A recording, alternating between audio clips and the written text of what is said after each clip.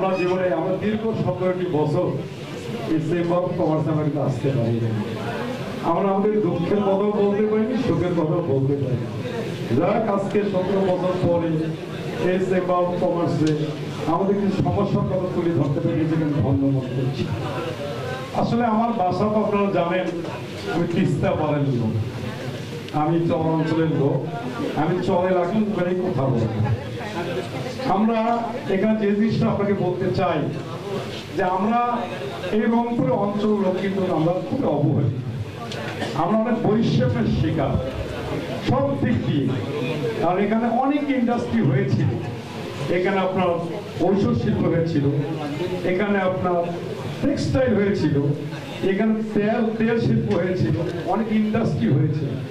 কিন্তু এই ইন্ডাস্ট্রিগুলো কিন্তু ঝরে পড়ে গেছে, কিন্তু টিকে থাকতে পারে না আমাদের কিছু বৈষম্যের কারণে, কিছু সরকারি আমলাতন্ত্র জটিলতার কারণে, কিছু দুর্নীতিবাজ কর্মকর্তা কর্মচারীদের কারণে আমরা টিকতে পারি না। তাই আমি আপনাদের বলতে চাই, আমাদের এই রংপুর অঞ্চলের লোক কিন্তু আমরা বিভিন্ন জেলায় কিন্তু কাজ করি। এই অঞ্চলের লোকগুলো যদি ফিরে আনা যায়, এখানে কর্মসংস্থান সৃষ্টি করা যায়, এখানে যদি একটা সুন্দর একটা পরিবেশ তৈরি করা যায়, তাহলে আমরা কিন্তু অনেক ইন্ডাস্ট্রি আমরা করতে পারি। যেহেতু আমরা কৃষি নির্ভর এই রংপুর, আমরা কৃষি নির্ভর, আমাদের এখানে কিন্তু ধান উৎপাদিত হয়, গম উৎপাদিত হয়, ভুট্টা উৎপাদিত হয়, সরিষা উৎপাদিত হয়, এখানে আপনার আলু উৎপাদিত হয়। এই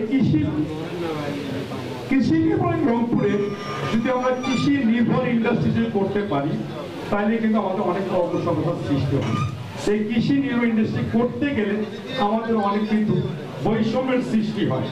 এখানে যদি আমরা যদি বিশেষ করে যে তিস্তা মহাপ্রকল্প বাস্তবায়িত যদি হয়, আমাদের অঙ্গীকার ছিল, আমাদের নেতা জনাব তারেক রহমান সাহেব বলছে যে দল বিএনপি ক্ষমতায় আসলে আমরা তিস্তা মহাপ্রকল্প বাস্তবায়িত আমরা করবো। এই তিস্তা মহাপ্রকল্প বাস্তবায়িত হয় তো সর্বপ্রথম আমরা আমাদের কৃষকরা কিন্তু উপকৃত হবে।